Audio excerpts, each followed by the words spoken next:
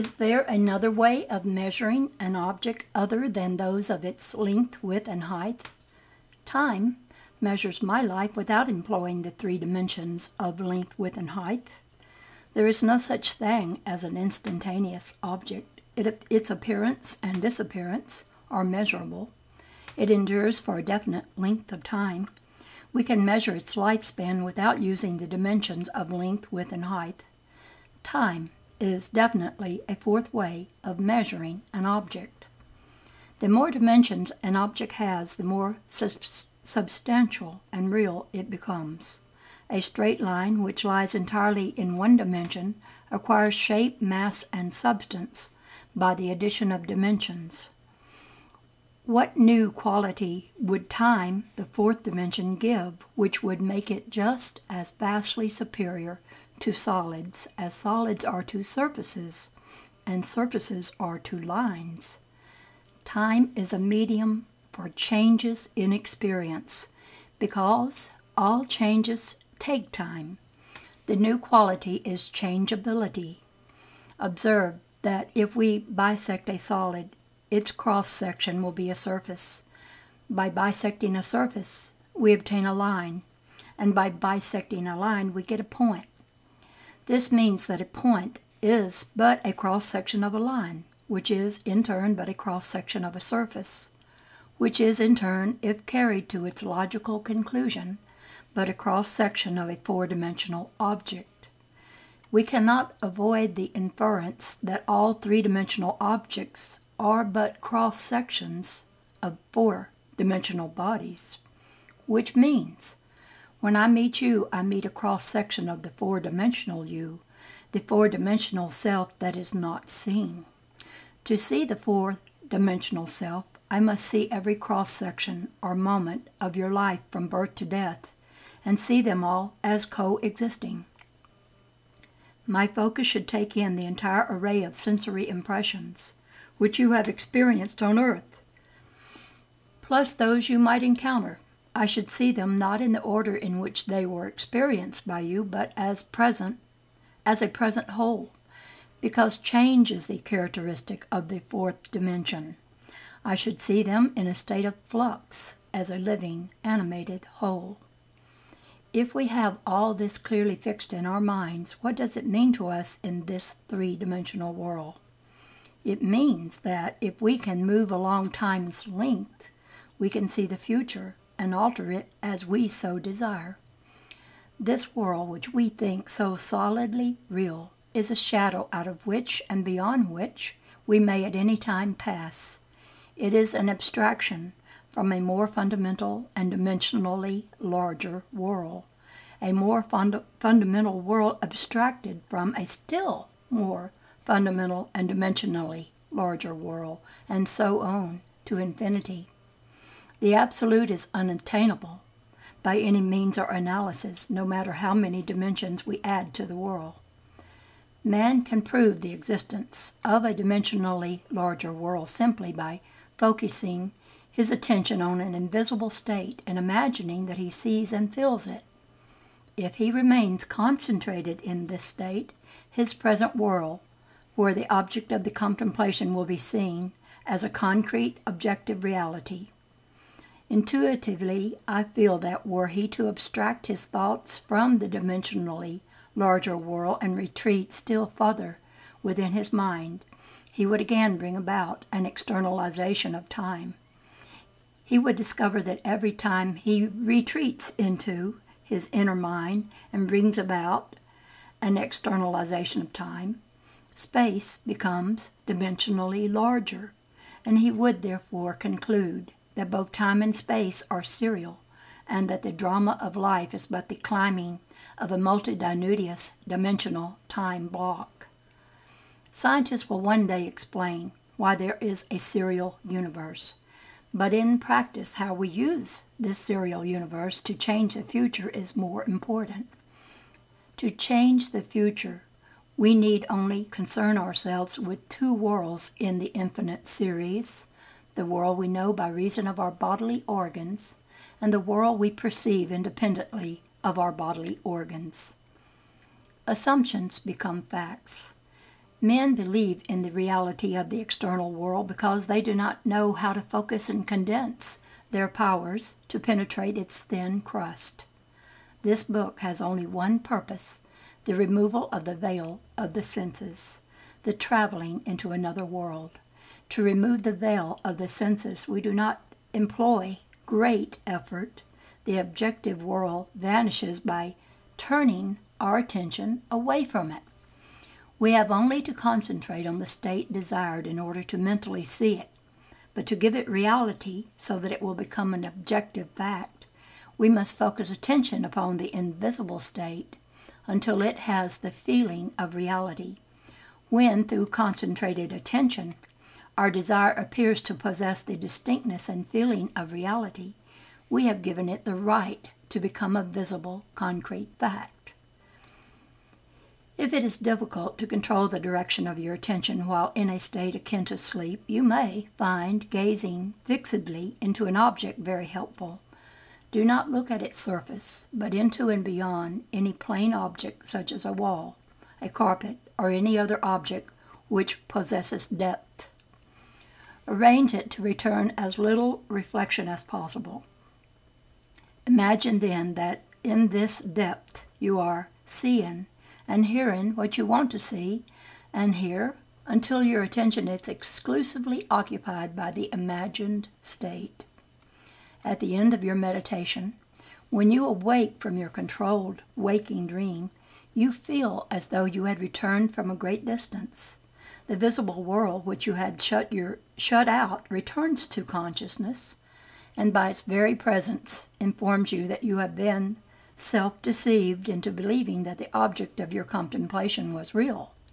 But if you know that consciousness is the one and only reality, you will remain faithful to your vision, and by this sustained mental attitude confirm your gift of reality and prove that you have the power to give reality to your desires, that they may become visible, concrete facts.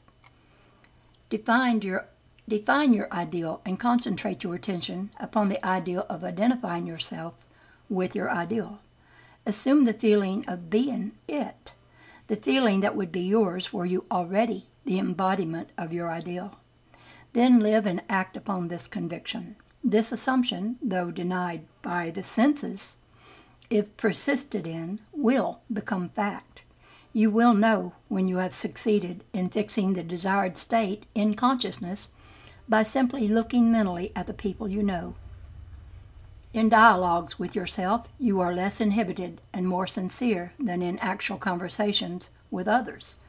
Therefore, the opportunity for self-analysis arises when you are surprised by your mental conversations with others. If you see them as you formerly saw them, you have not changed your concept of self, for all changes of concepts of self result in a changed relationship to your world. In your meditation, allow others to see you as they would see you were this new concept of self a concrete fact. You always seem to others as an embodiment of the ideal you inspire. Therefore, in meditation, when you contemplate others, you must be seen by them mentally as you would be seen by them physically, were your concept of self an objective fact. That is, in meditation, you imagine that they see you expressing that which you desire to be. If you assume that you are what you want to be, your desire is fulfilled, and in fulfillment, all longing is neutralized. You cannot continue desiring what you already have realized. Your desire is not something you labor to fulfill. It is recognizing something you already possess. It is assuming the feeling of being that which you desire to be. Believing and being are one. The conceiver and his conception are one. Therefore, that which you conceive yourself to be can never be far off as even to be near, for nearness implies separation. If thou canst believe, all things are possible to him that believeth. Being is the substance of things hoped, the evidence of things not yet seen. If you assume that you are what you want to be, then you will see others as they are related to your assumption.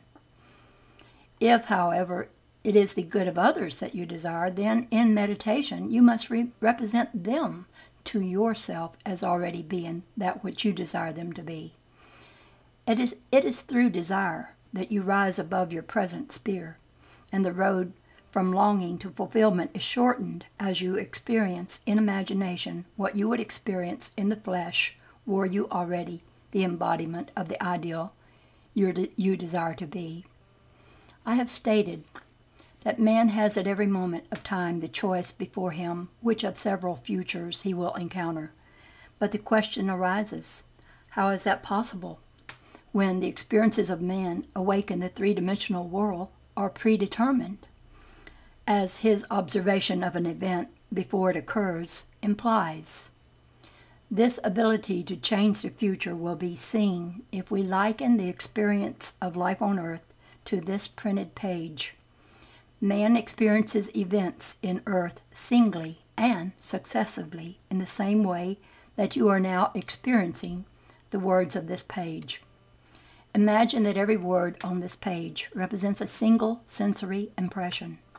To get the context, to understand my meaning, you focus your vision on the first word in the upper left-hand corner and then move your focus across the page from left to right, letting it fall on the words singly and successively. By the time your eyes reach the last word on this page, you have extracted my meaning. Suppose, however, on looking at the page with all the printed words therein equally present, you decided to rearrange them. You could, by rearranging them, tell an entirely different story. In fact, you could tell many stories. A dream is nothing more than uncontrolled, four-dimensional thinking, or the rearrangement of both past and future sensory impressions. Man seldom dreams of events in the order in which he experiences them when awake. He usually dreams of two or more events which are separated in time, fused into a single sensory impression. Or in his dream, he so completely rearranges his single waking sensory impressions that he does not recognize them when he encounters them in his waking state. For example, I dreamed that I delivered a package to the restaurant in my apartment building. The hostess said to me, you can't have that there." Whereupon the elevator operator gave me a few letters, and as I thanked him for them, he in turn thanked me. At this point, the night elevator operator appeared and waved a greeting to me. The following day, as I left my apartment, I picked up a few letters which had been placed at my door. On my way down, I gave the day elevator operator a tip and thanked him for taking care of my mail, whereupon he thanked me for the tip. On my return home that day, I overheard a doorman say to a delivery man, "You can't leave that there." As I was about to take the elevator up to my apartment, I was attracted by a familiar face in the restaurant, and as I looked in, the hostess greeted me with a smile. Late that night, I escorted my dinner guests to the elevator, and as I said goodbye to them, the night operator waved good night to me. By simply rearranging a few of the single sensory impressions I was destined to encounter, and by fusing two or more of them into single sensory impressions, I constructed a dream which differed quite a bit from my waking experience. When we have learned to control the movements of our attention in the fourth-dimensional world, we shall be able to consciously create circumstances in the three-dimensional world. We learn this control through the waking dream, where our attention can be maintained without effort. For attention minus effort is indispensable to changing the future. We can, in a controlled waking dream, consciously construct an event which we desire to experience in the three-dimensional world. The sensory impressions we use to construct our waking dream are present realities displaced in time or the four-dimensional world. All that we do in constructing the waking dream is to select from the vast array of sensory impressions those which, when they are properly arranged, imply that we have realized our desire. When the dream clearly, with the dream clearly defined, we relax in a chair and induce a state of consciousness akin to sleep, a state which, although bordering on sleep, leaves us in conscious control of the movements of our attention. When we have achieved this state, we experience in imagination what we would experience in reality were this waking dream an objective fact. In applying this technique to change the future, it is important always to remember that the only thing which occupies the mind during the waking dream is the waking dream, the predetermined action which implies the fulfillment of our desire. How the waking dream becomes physical fact is not our concern. Our acceptance of the waking dream as physical reality wills the means for its fulfillment. Let me again lay the foundation of changing the future, which is nothing more than a controlled waking dream. Number 1, define your objective. Know definitely what you want. Number 2, construct an event which you believe you will encounter following the fulfillment of your desire, something which will have the action of self-predominant event, an event which implies the fulfillment of your desire. Number 3, immobilize the physical body and induce a state of consciousness akin to sleep. Then mentally feel yourself right into the proposed action, imagining all the while that you are actually performing the action here and now, so that you experience in imagination what you would experience in the flesh were you now to realize your goal. Experience has convinced me that this is the perfect way to achieve my goal. However, my own many failures would convict me were I to imply that I have completely mastered the movements of my attention. I can, however, with the ancient teacher say, "This one thing I do, forgetting those things which are behind, and reaching forth unto those things which are before. I press toward the mark for the prize." Power of imagination. Ye shall know the truth, and the truth shall make you free. John 8. Men claim that a true judgment must conform to the external reality to which it relates. This means that if I, while imprisoned, suggest to myself that I am free and succeed in believing that I am free, it is true that I believe in my freedom, but it does not follow that I am free, for I may be the victim of illusion. But because of my own experience, I have come to believe in so many strange things that I see little reason to doubt the truth of things that are beyond my experience. The ancient teachers warned us not to judge from appearances because, said they, the truth need not conform to the external reality to which it relates. They claimed that we bore false witness if we imagined evil against another, that no matter how real our belief appears to be, how truly it conforms to the external reality to which it relates, if it does not make free the one of whom we hold the belief, it is untrue, and therefore a false judgment. We are called upon to deny the evidence of our senses, and to imagine as true of our neighbor that which makes him free. You shall know the truth, and the truth shall make you free. To know the truth of our neighbor, we must assume that he is already that which he desires to be. Any concept we hold of another that is short of this fulfilled desire will not make him free, and therefore cannot be the truth. Instead of learning my craft in schools where attending courses and seminars is considered a substitute for self-acquired knowledge, my schooling was devoted almost exclusively to the power of imagination. I sat for hours imagining myself to be other than that which my reason and my senses dictated, until the imagined states were vivid as reality, so vivid that passer-by became but a part of my imagination, and acted as I would have them. By the power of imagination, my fantasy led theirs, and dictated to them their behavior and the discourse they held together while I was identified with my imagined state. Man's imagination is the man himself, and the world, as imagination sees it, sees it is the real world, but it is our duty to imagine all that is lovely and of good report. The Lord seeth not as man seeth, for man looketh upon the outward appearance, but the Lord looketh upon the heart. As a man thinketh in his heart, so is he. In meditation, when the brain grows luminous, I find my imagination endowed with the magnetic power to attract to me whatsoever I desire. Desire is the power imagination uses to fashion life about me as I fashion it within myself. I first desire to see a certain person or scene, and then I look as though I were seeing that which I want to see, and the imagined state becomes objectively real. I desire to hear, and then I listen as though I were hearing, and the imagined voice speaks that which I dictate as though it had initiated the message. I could give you many examples to prove my arguments, to prove that these imagined states do become physical realities. But I know that my examples will awaken in all who have not met the like, or who are not inclined toward my arguments, a most natural incredulity.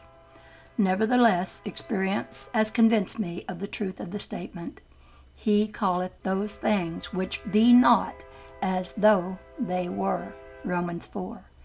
For I have in intense meditation called things that were not seen as though they were, and the unseen not only became seen, but eventually became physical realities.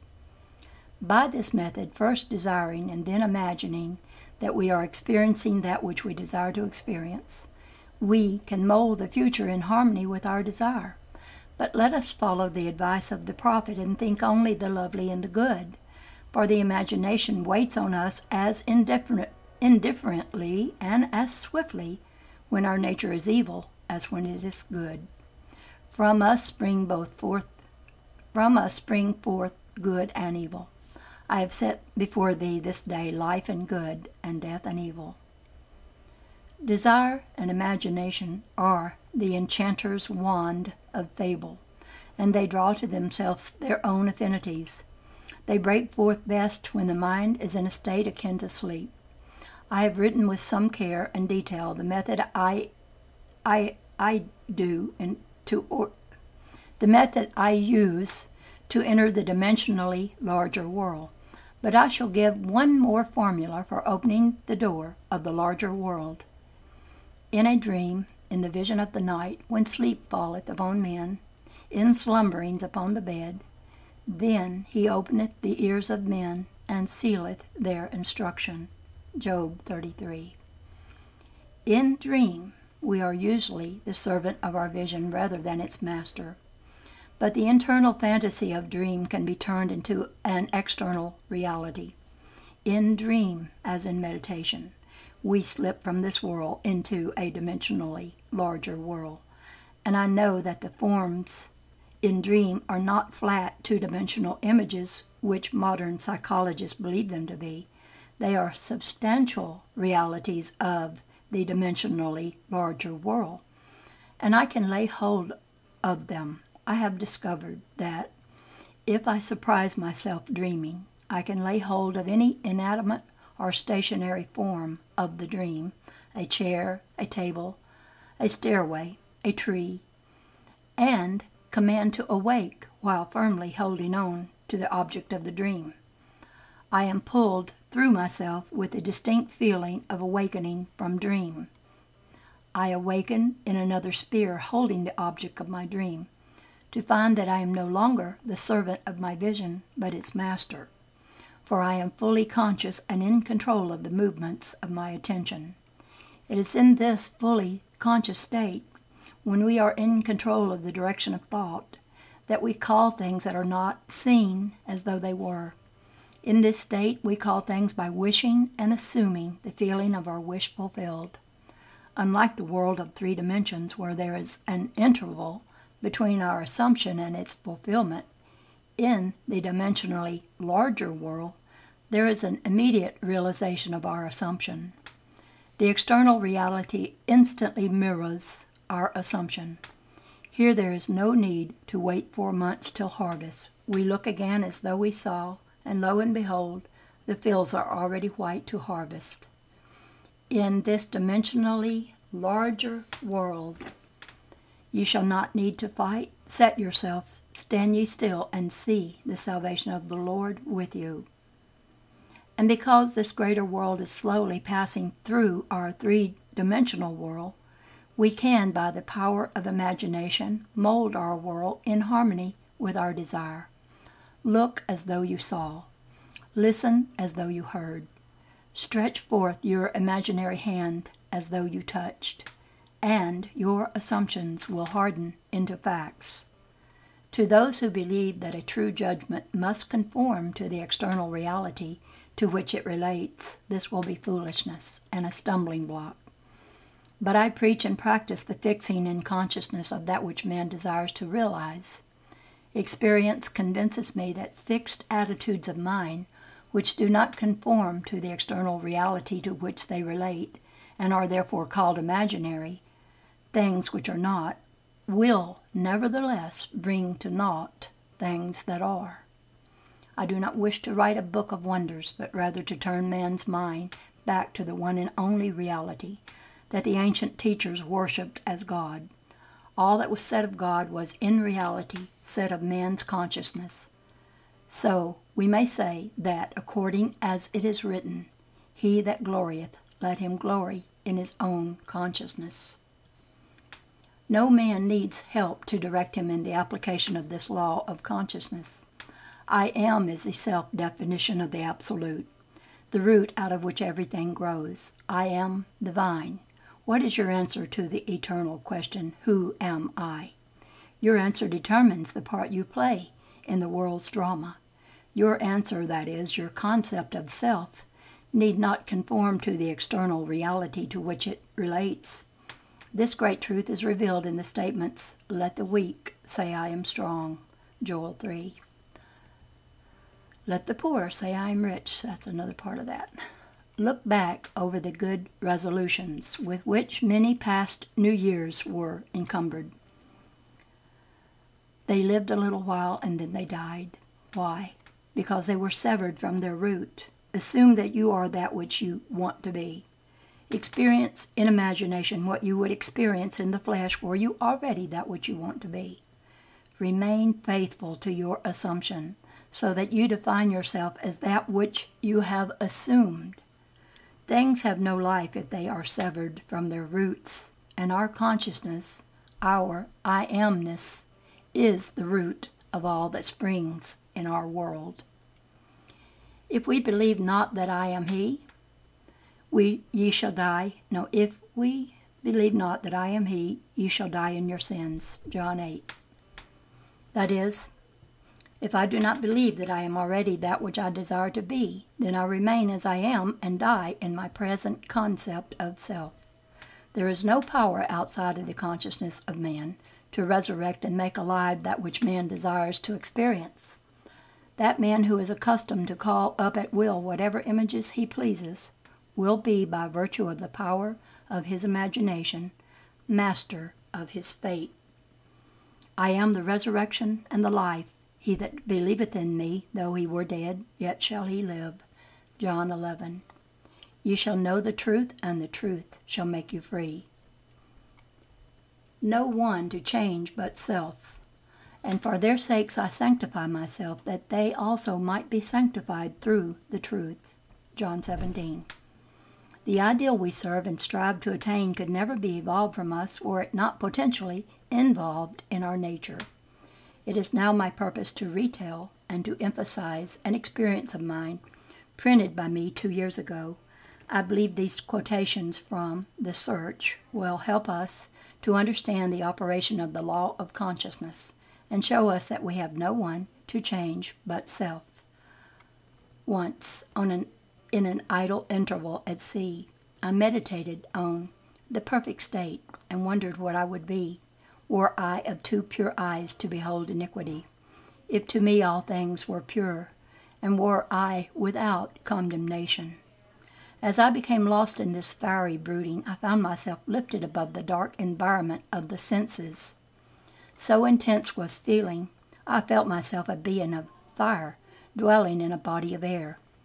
Voices as from a heavenly chorus, with the exultation of those who had been conquerors in a conflict with death, were singing, "He is risen, he is risen." And intuitively I knew they meant me. Then I seemed to be walking in the night. I soon came upon a scene that might have been the ancient pool of Bethesda, for in this place lay a great multitude of impotent folks, blind, halt, withered, waiting not for the moving of the water as of tradition, but waiting for me. As I came near without thought or effort on my part, they were, one after the other, molded as by the magician of the beautiful.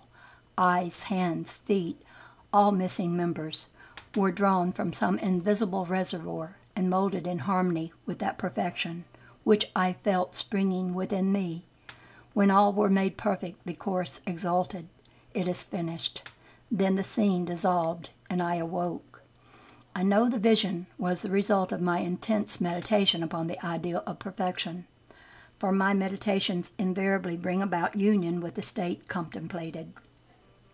I had been so completely absorbed within the ideal that for a while I had become what I contemplated, and the high purpose with which I had for that moment identified myself drew the companionship of high things and fashioned the vision in harmony with my inner nature. The ideal with which we are united works by association of ideas, to awaken 1,000 moods, to create a drama in keeping with the central ideal. My mystical experiences have convinced me that there is no way to bring about outer perfection we seek other than by the transformation of ourselves. In the divine economy, nothing is lost. We cannot lose anything, save by descent from the sphere where the thing has its natural life.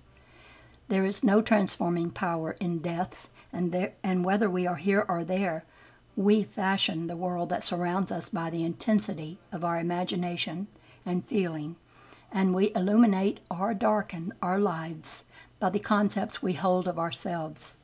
Nothing is more important to us than our conception of ourselves, and especially is this true of our concept of the dimensionally great one within us. Those who help or hinder us, whether they know it or not, are the servants of that law which shapes outward circumstances in harmony with our inner nature. It is our conception of ourselves which frees or constrains us, though it may use material agencies to achieve its purposes. Because life molds the outer world to reflect the inner arrangement of our minds, there is no way of bringing about the outer perfection we seek, other than by the transformation of ourselves. No help cometh from without. The hills to which we lift our eyes are those of an inner range. It is thus to our own consciousness that we must turn as the only reality, the only foundation on which all phenomena can be explained. We can rely absolutely on the justice of this law to give us only that which is of the nature of ourselves. To attempt to change the world before we change our concept of ourselves is to struggle against the nature of things. There can be no outer change until there is first an inner change.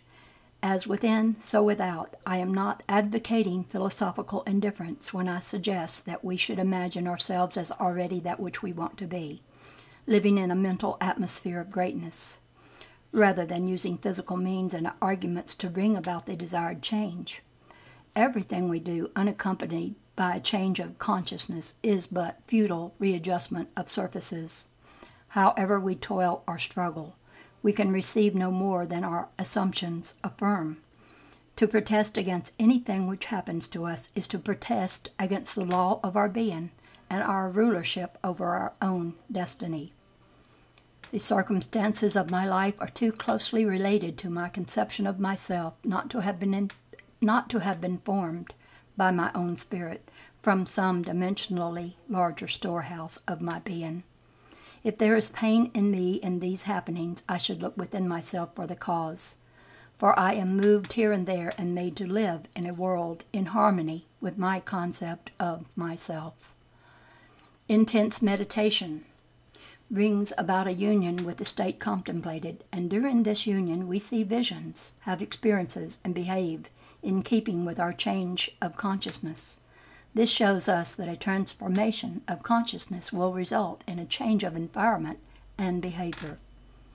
All wars prove that violent emotions are extremely potent in precipitating mental rearrangements.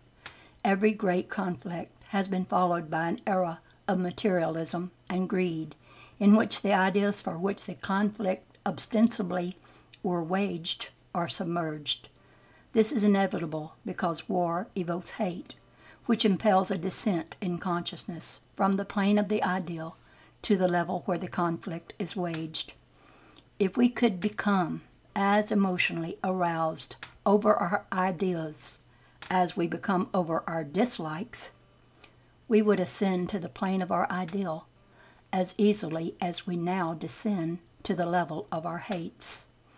Love and hate have a magical transforming power, and we grow through their exercise into the likeness of what we contemplate. By intensity of hatred, we create in ourselves the character we imagine in our enemies. Qualities die for want of attention, so the unlovely states might best be rubbed out by imagining beauty for ashes and joy for mourning, rather than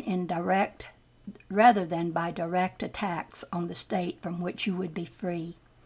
Whatsoever things are lovely and of good report, think on these things, for we become that with which we are in rapport. There is nothing to change but our concept of self. As soon as we succeed in transforming self, our world will dissolve and reshape itself in harmony with that which our change confirms.